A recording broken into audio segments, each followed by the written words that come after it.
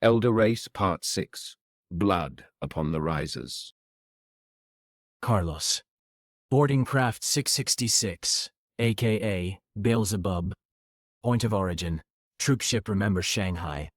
The push through the Andorran militarized zone.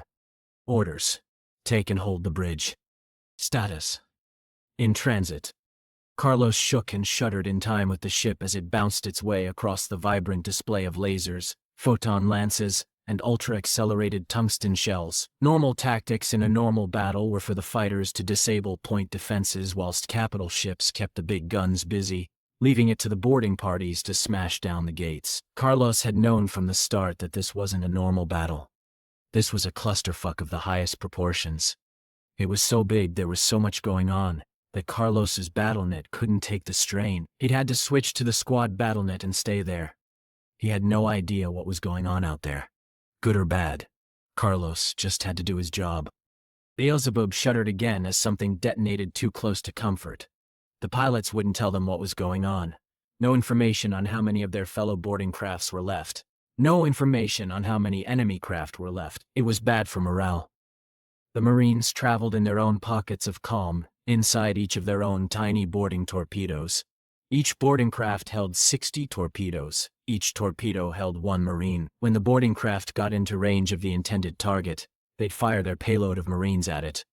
The Marines would fly like devils, and hope to hell that the capital ships and fighters had done their job properly. If they hadn't, well, a Marine would either get smashed into mush on the ship shields or get shot out of existence by point defense lasers.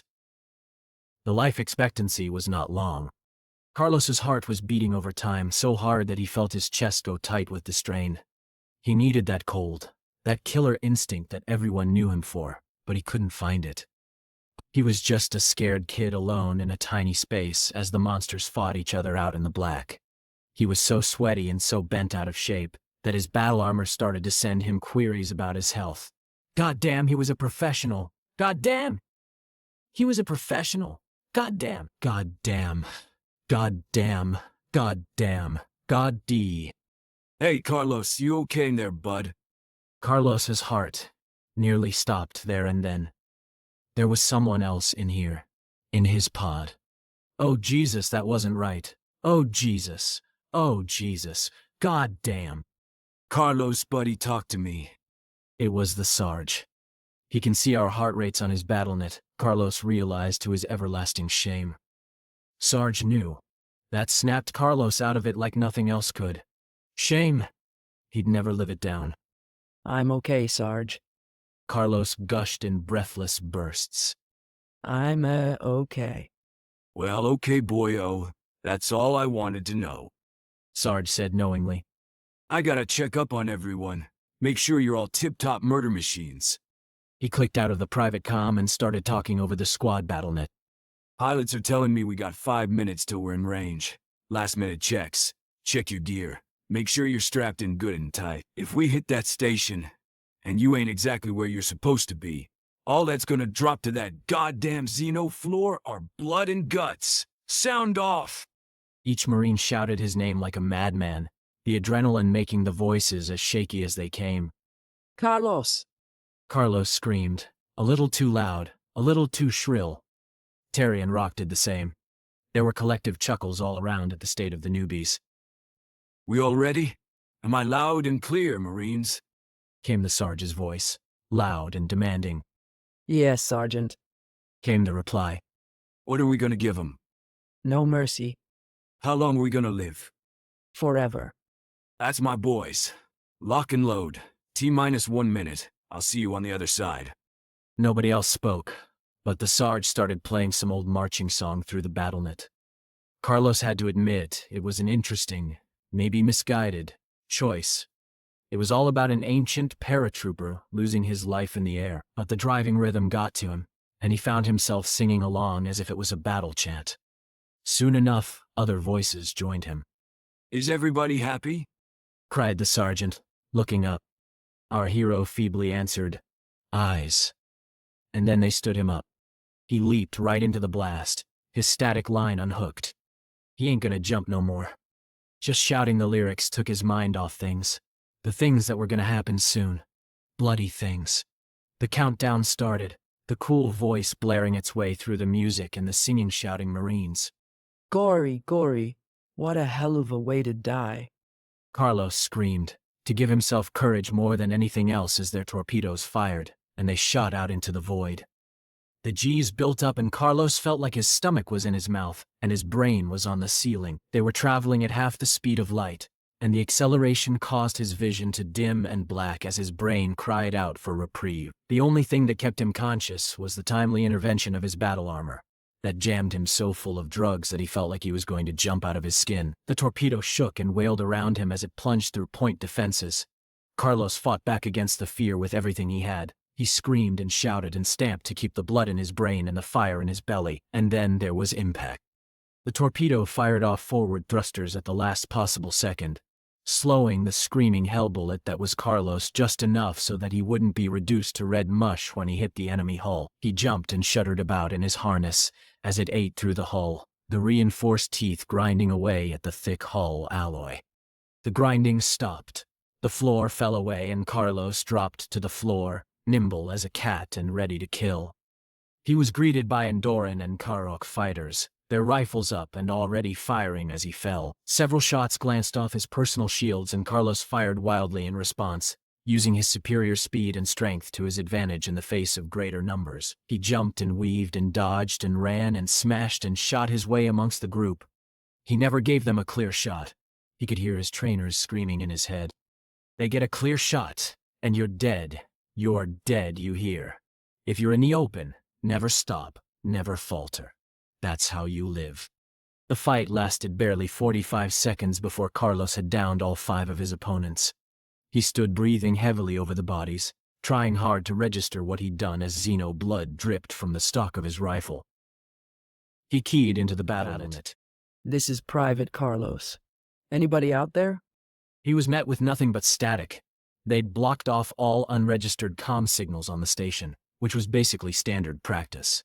Every Marine was going to converge on one location anyway, and that was the bridge. All he needed to do was find a terminal and hack it with his suit. It would give him the layout of the station. Every other surviving Marine would be doing the same thing. Odds were he'd meet them on the way, if he survived. Carlos set off at a jog, his rifle up and ready to wreak havoc on any unlucky Xeno that he managed to find. He crossed quite a few, and they were in such a state of confusion that he gunned them down with little ceremony or fuss. He found a terminal after a little searching. There was one every 200 meters or so along the endless main corridors. He allowed his suit to connect and watched as the percentiles ticked down until he had the completed maps. Carlos's head snapped up. Footsteps, running footsteps, and gunfire. He quickly took cover at a doorway and aimed his rifle down the corridor, hoping to ruin something's day. 2 lithe black forms rounded the corner and immediately took cover, firing blindly back at the enemies Carlos couldn't see. Bright tracers and laser rounds peppered the walls as they flew past as the Xenos sought to pin the 2 down. There was a ping as the download completed, and Carlos raced down the hall to back up his human comrades. Friendly coming in.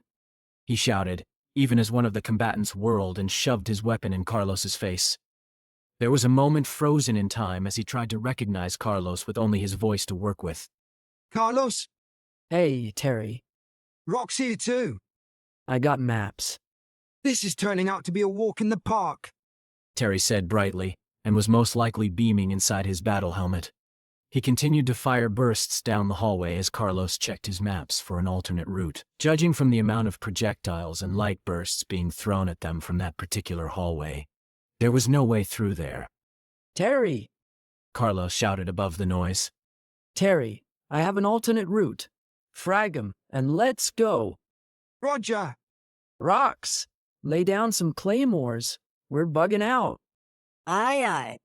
The 3 sprinted down the hallway pursued by the sounds of detonations and Xeno screams. That was the frags, although they weren't really frags. The human armed forces hadn't used actual fragmentation grenades for a long time, preferring to use plasma grenades that essentially burnt their enemies to a crisp or caused their internal organs to combust with the shockwave. That hadn't stopped Marines from calling them frags, something they had done for thousands of years. Old habits die hard. Left! Carlos shouted, and they rounded the corner in formation, rifles up and moving smoothly. It was clear, but it wouldn't remain so for long. Odds were that the Xenos were struggling to contain the humans as they were so spread out. But as they got closer to the bridge, and everyone became more and more condensed, the fighting would get fiercer and more desperate. Control of the bridge meant everything. There was a slight movement to Carlos's left, and he barely had time to react to the vibroblade that whispered past his face. Oh shit. Vibroblades could cut anything except other vibroblades. They vibrated at such a frequency that they could go through reinforced steel and titanium alloy like a hot knife through butter. Carlos might as well be naked, his armor and shields next to useless. His dodge was met with a burst of sound from his attacker that made his vision swim and his legs buckle uselessly. Andoran Shriekers. Of all the luck. Shriekers were a subspecies of the Andoran race that had evolved as solitary predators. Whilst the wider Andoran populace were omnivores, Shriekers were pure carnivores. They were stronger, faster, and far more agile than their Andoran kin. But their relatively low numbers, slow reproduction, and fairly poor social skills meant that they had always essentially been the number 2 in the Andoran homeworld. Now they served almost exclusively as Black Ops soldiers and killers for hire. And they were damn good at it. A kick, reinforced by the Shrieker's own battle armor, sent Terry spinning away uselessly, and it leaped over rocks to deliver the killing blow to Carlos as his vision still swam. Carlos could only watch as the blade descended towards his face. At least it would be quick. His own reactions were shot through, his hands still shaking as they attempted to raise the stock of his rifle to intercept. Carlos was saved the trouble by Rox, who grabbed the Shrieker with a roar and threw her down the hall. She slid and bumped and rolled to a stop near Terry, who quickly took the opportunity to club her down with balled fists. She fell with a screeching warble of pain. The clanging of reinforced fists against armor only continued for a time as both Rox and Carlos sprinted down to help him, adding their boots and fists and rifle butts to the cacophony. Soon the clangs gave way to crunches and splats as gore ran and dribbled across the deck. All 3 troopers stood back up, breathing heavily. Carlos was still shaking. That scream that the Shrieker had emitted was designed to freeze prey in their place. If it hadn't been for the quick thinking of Terry and Rox, then he would be done for. Thanks for the save, guys. Carlos said, breathlessly. Hey, she got me good too, you know. Terry laughed, the adrenaline making his voice waver and shake.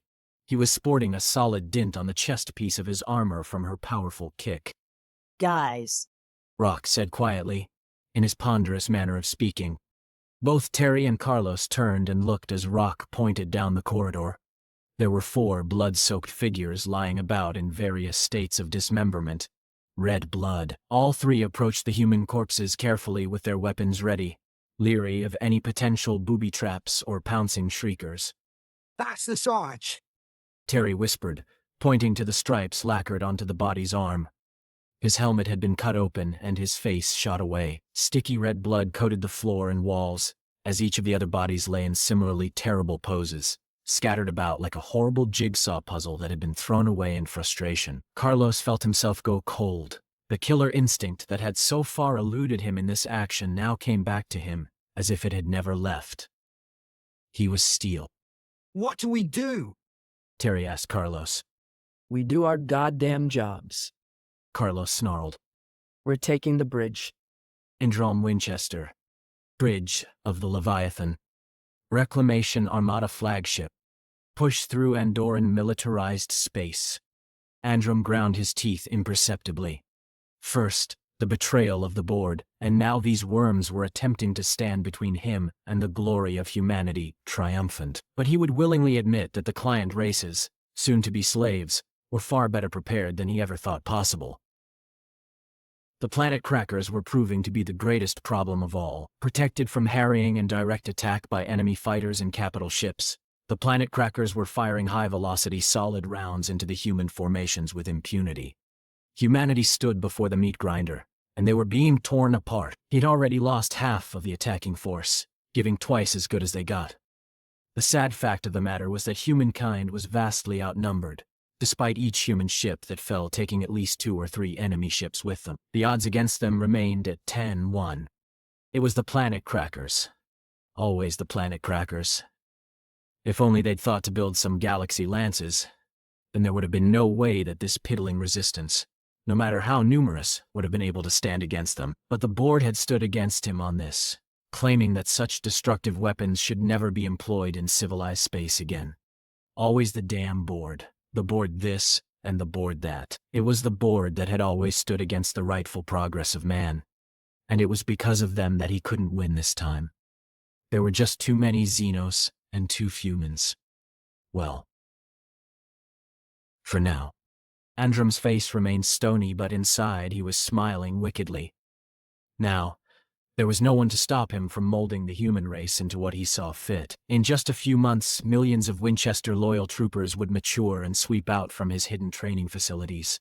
Facilities which the board had forced him to hide with their foolish talk of rights. The voice inside him whispered, and Androm agreed. There was no way to win this battle. But give him time, and no interruptions from the fools that he had just done away with, and he could win. He could burn the new human empire into the stars. All this battle was meant to do was to galvanize the younger generations into seeing things his way. As he thought, one of the boarded planet crackers began to fire on the others, the hyper-accelerated metal slugs tearing through shield and hull alike. The Xenos faltered as one of their most powerful weapons turned on them. An average commander would have used this as an opportunity and leaped to his own destruction. But not Androm. Not Androm. No. One planet cracker, even manned by humans, would die under the onslaught of 100 Xeno ones. This was the perfect cover for retreat. Nothing more. Signal for retreat. Androm snapped to his officers. The board has left us unprepared for true victory. I should not speak ill of the dead after their glorious sacrifice. But that is the truth. And after all, who could tell anyone differently? The 100 loyal KTS were dead, thrust into space as the Leviathan boardroom was hit by an enemy tungsten round. Androm was the only survivor. Sure, it had almost crippled the flagship, but it gave Androm the perfect martyrs. Don't be disheartened.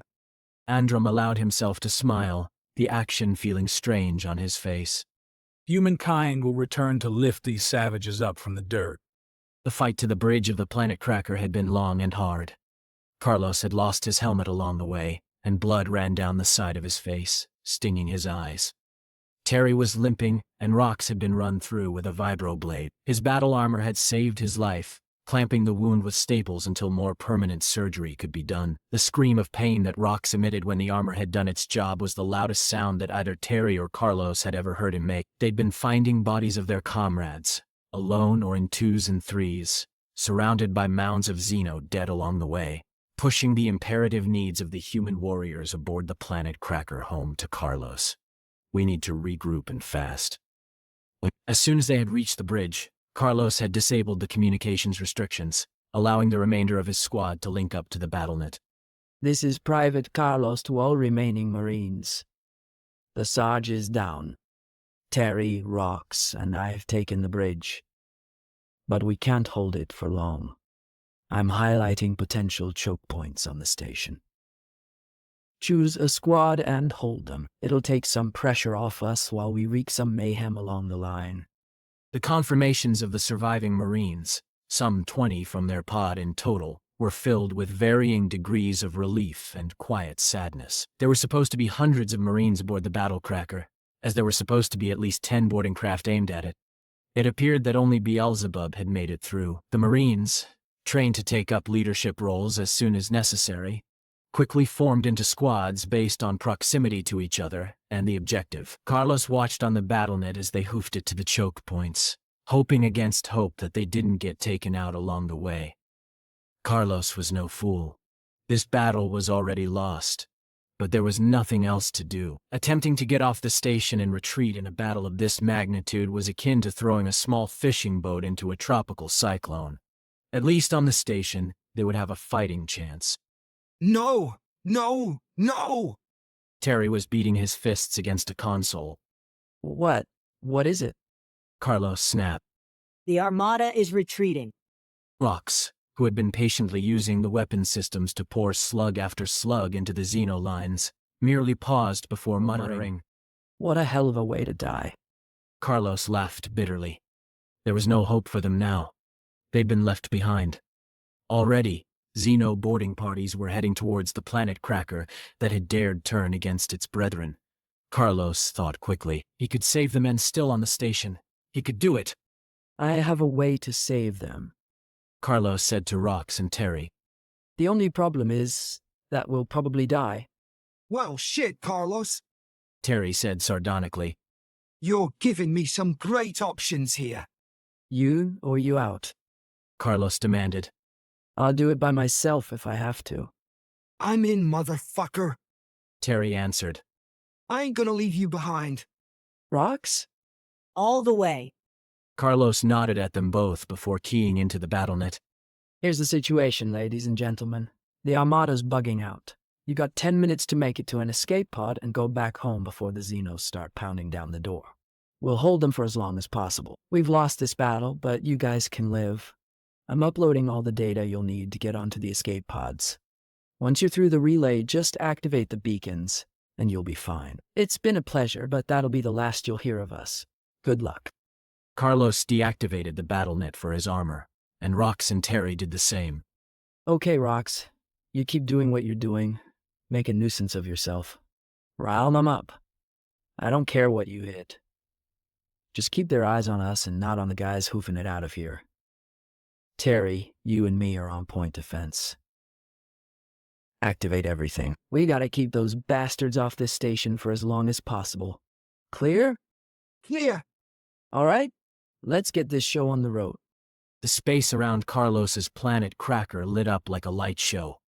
Every single piece of weaponry on the station opened up at the same time, plowing down ship after ship after ship. It was a serious drain on the station's resources, and this level of covering fire wouldn't last more than 15 minutes. But that's all they needed. They just needed to hold out for that long as the three friends' fingers danced across consoles and jammed down on ignition switches.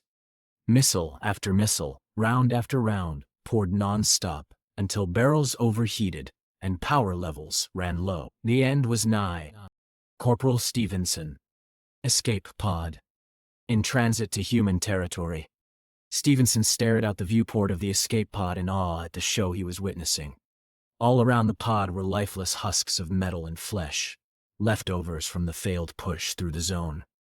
But that wasn't what commanded his attention. He watched the last throes of the planet cracker they failed to take as those three brave boys covered their retreat. The intensity of the firing started to peter out as systems failed, and others were overloaded. Eventually, the shooting wasn't enough to keep the boarders off the station, and they closed in like sharks. Stevenson soon drifted out of sight of the carnage, but he knew those boys were still there fighting for their lives. He stared until they were but a speck that was illuminated by the odd flash of light. Thank you, he whispered. He counted long, he counted loud, and he waited for the shock. Carlos, Terry, and Rox knelt behind their barricade, eyes on the blast door that was slowly being eaten through by a plasma torch on the other side. Terry had uploaded the marching song that the Sarge had played before their drop, and they were now blasting it through the PA system. He hoped those damn Xenos were enjoying it. He felt the wind, he felt the clouds, he felt the awful drop. They didn't have much ammunition, but they'd scrounged what they could for their last stand. Each had their own vibro blade and an assortment of Xeno weaponry that they would use after the ammunition from their own service weapons ran out. Carlos knew he should be scared, but he wasn't. All he could feel was a quiet despair lying despondent over his heart. He could see the same feelings mirrored in the eyes of his other two companions. If he was to die, he'd prefer that it be with them. He jerked his cord. The silk spilled out and wrapped around his legs. He ain't gonna jump no more. The Xenos burst through. Two shriekers came leaping high, only to be shot out of the air by Terry and Rox. Carlos began lobbing grenades into the charging Xenos, cooking 2 or 3 at a time in the inferno, the shockwave launching blue and green gore across the room. The firefight was on in earnest now, as rounds struck Xeno and human alike. Carlos screamed out as he caught one to the shoulder, his shields having failed him long ago. Red blood splattered behind him, carried on by the impetus of the hyper-accelerated round, but Carlos managed to hold on and keep firing. The risers wrapped around his neck, the connectors cracked his dome. Terry was engaging hand-to-hand with 2 shriekers. He screamed in rage as he backhanded one wildly, its face crunching and the body falling limp. The other shrieked in his face, forcing his eyes to glaze over and his legs to wobble. Carlos came to his rescue with an inexpert cut, gutting the remaining shrieker with his vibro blade.